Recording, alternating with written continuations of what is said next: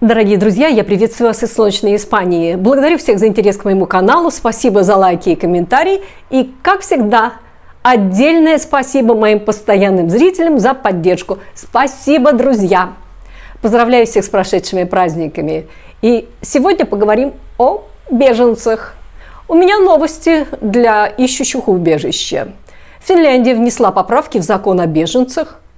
Но сначала новость из Норвегии. Норвегия собирается депортировать бывшего вагнеровца, просившего политического убежища в Норвегии. Подробно я рассказывала об этом деле в видео. Смотрите по ссылке в описании. Напомним, Андрей Медведев в 2022 году добровольно отправился воевать в составе ЧВК «Вагнер». Якобы он там был командиром, вроде бы воевал он 4 месяца, а потом наступило прозрение, и он решил податься в политические беженцы. При активной помощи и поддержке правозащитника Владимира Осечкина при загадочных обстоятельствах Медведев сумел пересечь по реке хорошо охраняемую границу Норвегии и России, якобы вплавь, как Остап Сулейман Берта Мария Бендербей. После этого случая, кстати, норвежцы решили построить забор на границе с Россией. Попав в Норвегию, Медведев принялся куражиться. У него неоднократно возникали проблемы с законом, включая пьяные драки и нарушение правил пребывания. В феврале прошлого года власти Норвегии отказали ему в политическом убежище, но дали временный вид на жительство, считая, что в России Медведеву угрожает опасность. Адвокат взялся обжаловать отказ в предоставлении убежища. Тем временем подоспел новый приговор.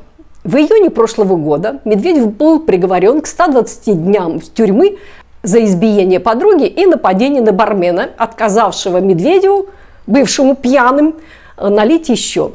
Осенью 2023 года, будучи пьяным, он угрожал бармену ножом и избил свою подругу, приревновав ее к пожилому таксисту.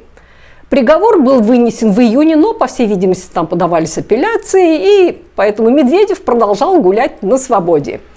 По всей видимости, жизнь в Норвегии Медведеву нравилась, и он решил пустить корни в стране, обрюхатив свою подружку, местную жительницу. Беспроигрышный вариант, чтобы остаться в Норвегии.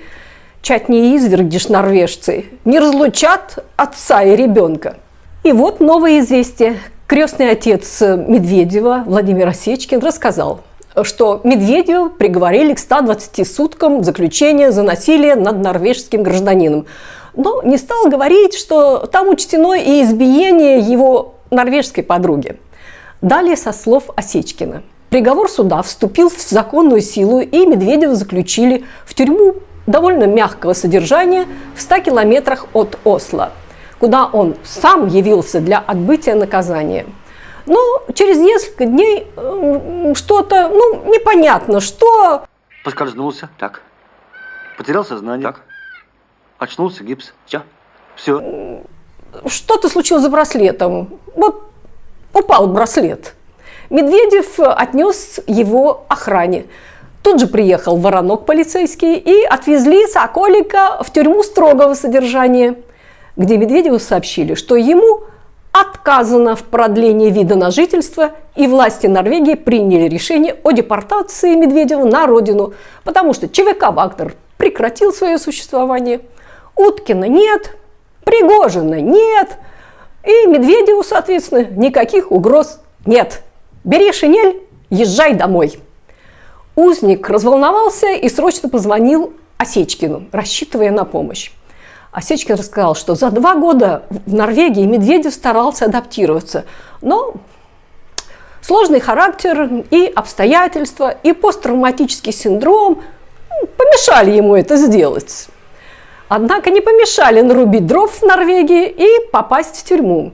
Поэтому здесь, с одной стороны, да, это ходячая беда, к сожалению, и натворил он немало в Норвегии. Я прекрасно понимаю, что для очень спокойной и сдержанной Норвегии, там, его темперамент и его образ жизни, конечно, это было как НЛО, которое прилетело и начало там чудить.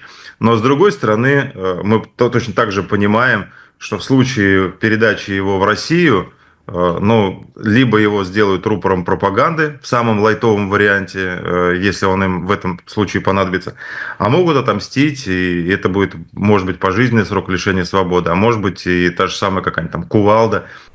Осечкин осуждает решение Норвегии депортировать Медведева. Ведь Медведев дал показания против ЧВК «Вагнер», рассказал об их преступлениях, и теперь для российской власти он предатель, там его, возможно, посадят не только за пересечение границы, но и за госизмену.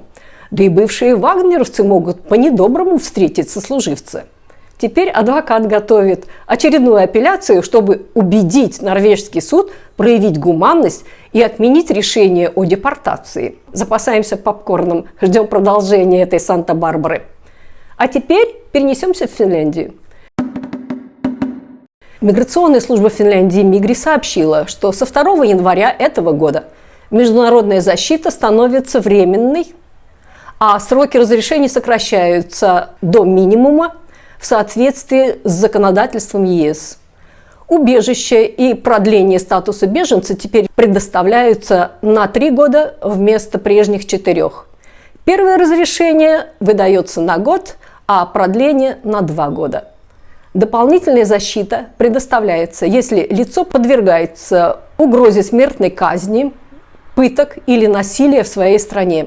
Теперь необходимость продления защиты будет пересматриваться чаще, чтобы предоставлять ее только тем, кто в ней действительно нуждается.